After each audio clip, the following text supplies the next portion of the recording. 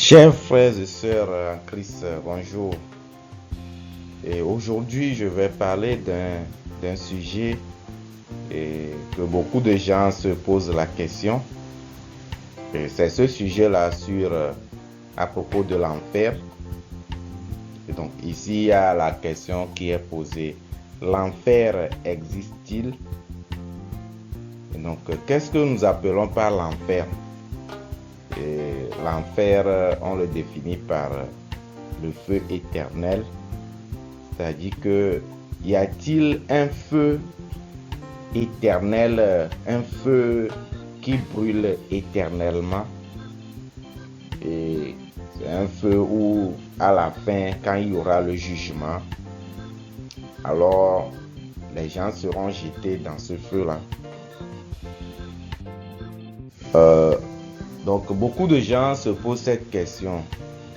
Est-ce que l'enfer existe? Est-ce qu'il existe un feu qui brûle éternellement où les humains seront jetés? Donc, certains pensent que Dieu qui est si bon, comment peut-il créer l'enfer, un feu qui brûle éternellement où les humains seront jetés? Et donc, il y en a qui développent vraiment cette logique-là en montrant que non, Dieu est bon, Dieu est amour.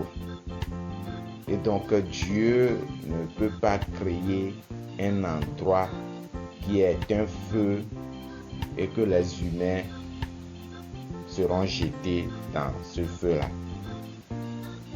Et donc, alors nous allons voir un peu la Bible. Que nous dit la Bible? Dans le livre de Romains chapitre 11, on nous montre un peu Dieu, le caractère de Dieu. Dans Romains 11, le verset 22, il est dit ici: considère donc la bonté et la sévérité de Dieu. Sévérité envers ceux qui sont tombés et bonté de Dieu envers toi si tu demeures ferme dans cette bonté, autrement tu seras aussi retranché. Et donc, quand vous lisez dans ce passage de Romains chapitre 11, dans cette partie-là nous montre comment Dieu, il a deux côtés. Ici on dit il faut considérer la bonté et puis la sévérité de Dieu. Oui, c'est vrai, Dieu est bon, Dieu est amour. Mais ce que vous ne devez pas oublier également, c'est que il est sévère. Et il y a une chanson qui dit il est sévère en ses exigences. Donc ici la Bible a montré clairement bonté de Dieu envers toi et sévérité de Dieu envers ceux qui sont tombés. Donc en d'autres mots, nous pouvons parler à la fin du monde, il y aura le jugement de Dieu qui va distinguer les pécheurs et les justes. Donc nous pouvons dire que la bonté de Dieu envers les justes et la sévérité de Dieu envers les pécheurs, et envers ceux qui sont tombés, en d'autres mots les pécheurs, ceux qui n'ont pas pu avoir la grâce de Dieu, ceux qui n'ont pas compris vraiment l'évangile. Et donc, nous allons sonder vraiment les Écritures, la parole de Dieu. Donc ici, c'est pour montrer que vraiment, au dernier jour, alors si vous avez le péché, Dieu ne dira pas que puisque je suis bon, alors je vais vous envoyer au paradis. Non. Même si Dieu est bon, ses exigences, c'est quoi? Le pécheur ne peut pas entrer au ciel. Et donc, nous allons vraiment vérifier la Bible. Et ceci doit nous amener à réfléchir vraiment sur notre vie spirituelle. Parce que beaucoup de gens, ils mènent la vie spirituelle sans réfléchir à ce point-là très clairement. Alors, dans le livre de Matthieu, chapitre 5, le verset 22, ici, c'est une partie où Jésus-Christ lui-même, il est en train de parler. Et il dit ici, Matthieu 5, verset 22, il dit, « Même moi, je vous dis que quiconque se met en colère contre son frère mérite d'être puni par les juges. Que celui qui dira à son frère, « Raka » mérite d'être puni par le Sanhédrin. Et que celui qui lui dira insensé mérite d'être puni par le feu de la géhenne. » Ici, il parle du feu de la géhenne, le feu. Donc, le feu de la géhenne, ça détermine quoi? Ça veut dire qu'il y a un feu. Il dit mérite d'être puni par le feu de la géhenne. Donc, le feu de la géhenne, c'est une punition.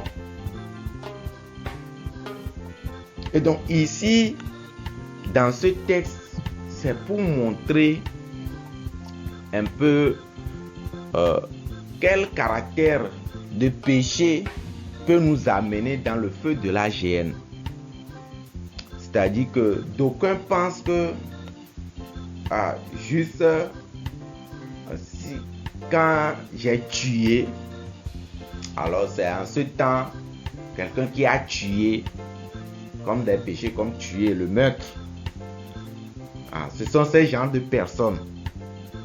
Quelqu'un qui a vécu méchamment, il est meurtrier. Alors cette personne-là, c'est à cette personne-là qu'est destiné l'enfer, le feu de la géhenne.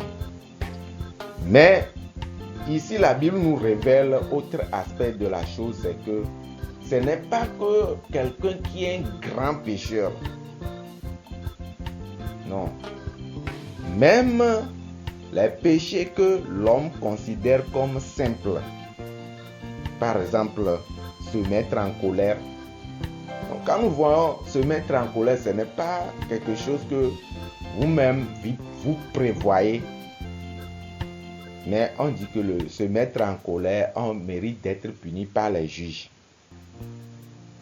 Quand on insulte, celui qui dira à son frère, Raka, c'est une insulte, qui a insulté son frère, alors il mérite d'être puni par le feu de la géhenne. Ce qui veut dire que même se mettre en colère, alors va nous amener en enfer. Insulter même. Donc, ce passage nous interpelle à voir que il ne faut pas regarder que c'est des gens qui sont grands pécheurs. Ce sont ces gens de personnes qui iront en enfer, qui est destiné à l'enfer. Quel que soit le péché, quelle que soit sa forme,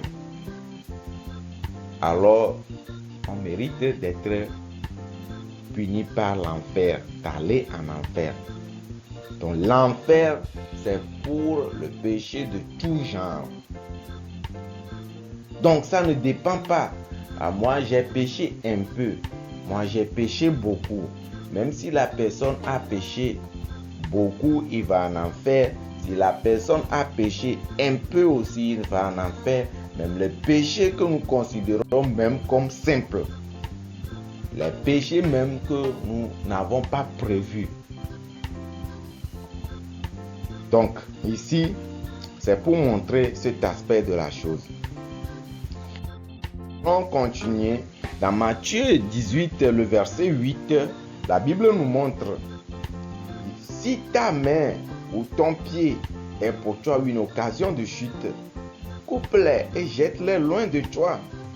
Mieux vaut pour toi entrer dans la vie boiteux ou manchot que d'avoir deux pieds ou les deux mains et d'être jeté dans le feu éternel. Ici, il y a, au lieu de dire le feu de la géhenne, ici il est dit le feu éternel. Donc ici, ça nous apporte encore une précision sur ce que nous disons l'enfer. C'est le feu éternel. Et donc, quand nous voyons, ici on dit qu'il mérite d'être puni par le feu éternel. Et donc, quand nous voyons, on dit que Quelqu'un qui a les deux pieds coupés, deux mains coupées, nous pensons que c'est une personne misérable, mais on dit que cette personne-là est mieux que quelqu'un qui a les deux bras, les deux pieds et qui est jeté dans le feu éternel. Donc, ce qui veut nous dire quoi? L'enfer, le feu éternel, bien la géhenne. Et donc, ça existe vraiment. Et que ceux que nous disons qui sont misérables dans ce monde sont mieux par rapport à une personne qui est jetée dans ce feu-là. Et donc, lorsque nous voyons dans Matthieu 25, le verset 41, ça nous montre un autre aspect. Et donc, quand nous voyons ces passages, c'est Jésus-Christ même qui a parlé. Il dit, ensuite, il dira à ceux qui seront à sa gauche, retirez-vous de moi, maudits, allez dans le feu éternel qui a été préparé pour le diable et pour ses anges. Donc ici, on dit quoi? Ceux qui sont à sa gauche, pour montrer que ceux qui sont à sa gauche sont ceux-là qui vont aller en enfer. Il y a ceux qui sont à sa droite qui vont aller dans le paradis. Il dit aller dans le feu éternel. Donc ici, l'expression qui est utilisée, c'est le feu éternel. Et il y a le détail qui est donné encore qui dit que qui a été préparé pour le diable et pour ses anges. Au fait, ce feu-là, ce n'était pas prévu pour l'homme, mais c'était prévu pour le diable et pour ses anges. Mais comment se fait-il que l'homme va en enfer? Ça veut dire que l'homme qui a suivi le diable va aller en enfer. Le diable, il est pécheur. Ses anges aussi sont pécheurs. Le diable, c'est le monde du péché. Et donc, si l'homme aussi est pécheur, cet homme-là ne pourra pas aller au paradis. Le paradis, c'est le lieu où le royaume de Dieu. Mais il ira plutôt en enfer, qui est le feu éternel, qui a été préparé pour le diable et pour ses anges. Alors là-bas, il y a le diable et ses anges. Donc, le fait d'être pécheur, c'est vraiment un état dangereux. Mais je vois beaucoup de chrétiens, des gens qui se disent chrétiens, mais qui sont pécheurs. Et malheureusement, ils ne savent même pas comment être affranchis du péché. Et chaque jour, l'adoration, c'est qu'ils doivent prier, jeûner, faire beaucoup de sacrifices pour s'affranchir du péché. Alors, nous devons connaître vraiment l'adoration. Nous devons connaître vraiment, soit nous appartenons au monde de la lumière, soit nous appartenons au monde du ténèbre. Par vérifier, plusieurs textes de la Bible nous montrent cela. Et donc, quand nous voyons dans Matthieu chapitre 13, le verset 49, alors il est dit, il en sera de même à la fin du monde, les anges viendront séparer les méchants d'avec les justes, et ils les jetteront dans la fournaise ardente, où il y aura des pleurs et des grincements de dents. Donc, ici la Bible dit que les anges viendront séparer les méchants d'avec les justes. Donc, on montre qu'il y a les méchants et puis les justes. En d'autres mots, les pécheurs et les justes, ils seront séparés. Et on dit, ils les jetteront dans la fournaise ardente. Donc, dans le feu éternel. Et là-bas, on dit, il y aura des pleurs et des grincements de dents. Il y aura des pleurs et des grincements de dents ou dans le feu éternel. Et donc, pour nous montrer que vraiment, le feu éternel, ce n'est pas un lieu de joie. Le diable même, c'est une créature de Dieu. Mais à la fin, lorsqu'il s'est opposé à Dieu, alors lui-même, le feu éternel a été créé pour lui. Les anges qui l'ont suivi, eux aussi vont aller au même endroit. L'homme qui a suivi le chemin du diable, lui aussi va finir par y entrer. Et donc, on va évoluer pour voir. Dans le livre d'Apocalypse, chapitre 20, versets 14 et 15, il nous dit: et la mort et le séjour des morts furent jetés dans le temps de feu. C'est la seconde mort. Quiconque ne fut pas trouvé écrit dans le livre de vie fut jeté dans les temps de feu.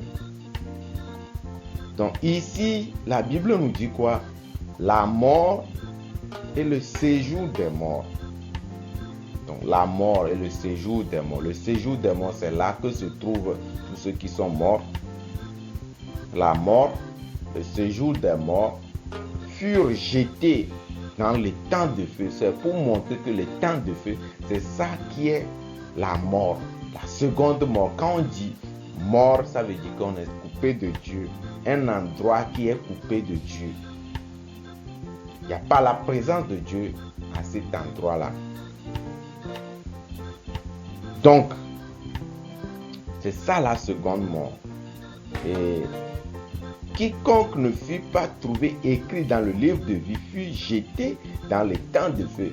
Ce qui veut dire que si vous n'avez pas votre nom dans le livre de vie, nécessairement, forcément, vous serez jeté dans les temps de feu. Et les temps de feu.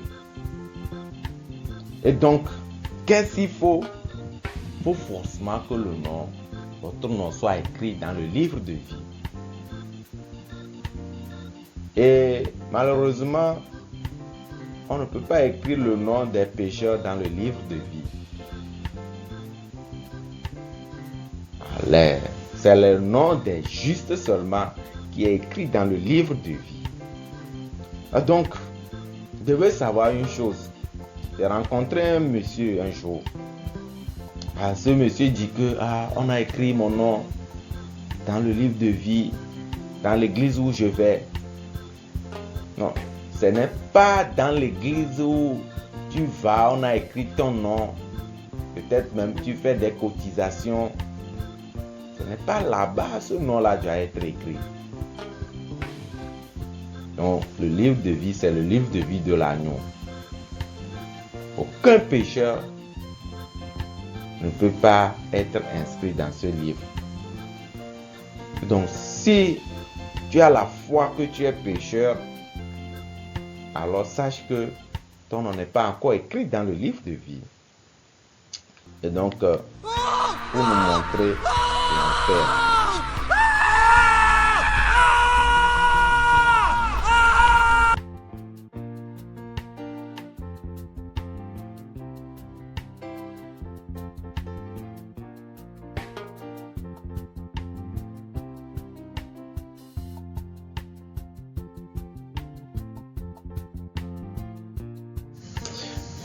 Et donc, vraiment, à travers cela, nous pouvons comprendre une chose. Vraiment, l'enfer existe.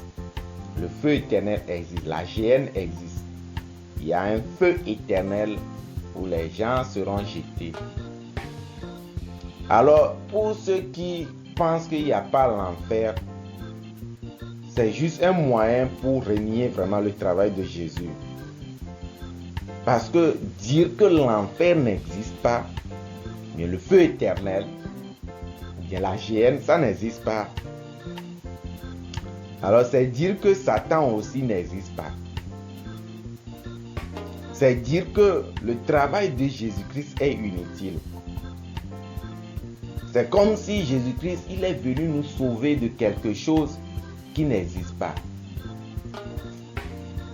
Non, au fait, le travail de Jésus-Christ, c'est de venir nous sauver de ce feu-là, de la colère à venir. Et c'est ça le travail salvatrice de Jésus-Christ pour nous. Alors,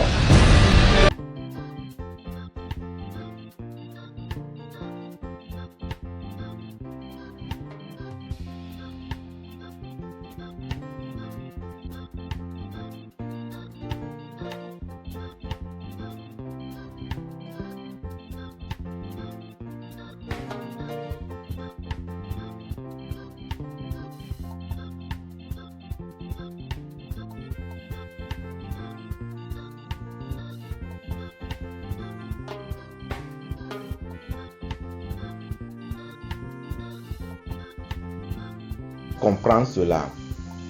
Donc dans 1 Pierre 2, le verset 9, il est dit: vous au contraire, vous êtes une race élue, un sacerdoce royal, une nation sainte, un peuple acquis, afin que vous annonciez les vertus de celui qui vous a appelé des ténèbres à son admirable lumière. Ici la Bible dit quoi? Il nous a appelés des ténèbres à son admirable lumière. Donc il nous a appelés des ténèbres à la lumière. Donc les ténèbres pour montrer l'enfer, le feu éternel, c'est le monde des ténèbres, c'est la mort, la seconde mort. Il nous a appelés des ténèbres à son admirable lumière. Donc seul Jésus-Christ est capable de nous sauver des ténèbres à la lumière. Et donc ici, il dit que vous êtes une race élue, un sacerdoce royal, une nation sainte. Donc on s'adresse ici aux saints. Si jusqu'alors tu ne sens pas que tu es saint, jusqu'alors tu confesses que tu es pécheur, jusqu'alors tu vas à l'église, tu te dis que je suis pécheur, alors sache que ce n'est pas à toi qu'est adressée cette parole, ces versets. Ces versets sont adressés aux saints, ceux qui ont accepté l'évangile, ceux qui ont accepté le travail de Jésus-Christ dans leur vie. Donc Jésus-Christ nous a sauvés de l'enfer, du feu éternel. Nous devons l'accepter vraiment. Alors cette histoire, ce n'est pas juste aller à l'église. Parce que beaucoup vont à l'église. La plupart vont à l'église mais ne croient pas en cela. Tout le temps, ils sont obligés malheureusement de confesser qu'ils sont des pécheurs. Donc, je vais terminer avec Jean chapitre 3, le verset 16, qui nous dit: car Dieu a tant aimé le monde qu'il a donné son Fils unique, afin que quiconque croit en lui ne périsse point, mais qu'il ait la vie éternelle. Amen. Quiconque, donc ici, on sépare ceux qui croient à ceux qui ne croient pas. Donc l'amour de Dieu réside dans le travail de Jésus-Christ. Donc ceux qui ne croient pas au travail de Jésus-Christ ne sont pas dans cet amour-là. Donc on dit: quiconque croit ne périsse point. Donc quand on croit au travail de Jésus-Christ, qu'est-ce qui se passe? Nous sommes affranchis de tous nos péchés. Ce n'est pas une partie du péché, mais c'est de tous nos péchés. Alors nous n'allons pas périr. La perdition, c'est quoi? C'est le feu de l'enfer, la géhenne, le feu éternel. C'est ça l'enfer. Donc celui qui croit ne va pas périr. C'est la seule croyance qui nous sauve, qui nous affranchit. Chers frères et sœurs, au lieu de passer tout ton temps à prier, pensant que c'est la prière pour demander le pardon de tes péchés, alors Dieu aura pitié de toi. Crois plutôt croire plutôt au travail de Jésus-Christ. Il est mort pour nos péchés, non pas pour une partie de nos péchés, mais pour tous nos péchés. Il est mort pour nos péchés de l'éternité en éternité. Et quand on croit en ça, on ne trouvera plus nos péchés nulle part, même sur la terre, au ciel, partout, parce que Jésus-Christ est venu sur la terre, il a fait le travail, il est allé au ciel, il a fait le travail. Et la volonté de Dieu est accomplie sur la terre comme au ciel. Et donc quand vous croyez en ça, vos péchés sont effacés sur la terre comme au ciel. Nous allons vraiment trouver cette grâce-là pour s'attacher à ce travail de Jésus-Christ uniquement dans notre vie. Je crois qu'en écoutant, vous allez comprendre une chose. Le fait de dire que vous êtes pécheur veut dire que vous dites que vous allez aller en enfer. Être juste aussi, ce n'est pas que vous devez vous-même vous dire que vous êtes juste, mais c'est en considérant vraiment le travail de Jésus-Christ. J'espère qu'en écoutant, que la soit sur votre vie. Nous allons nous voir la prochaine fois. Merci beaucoup.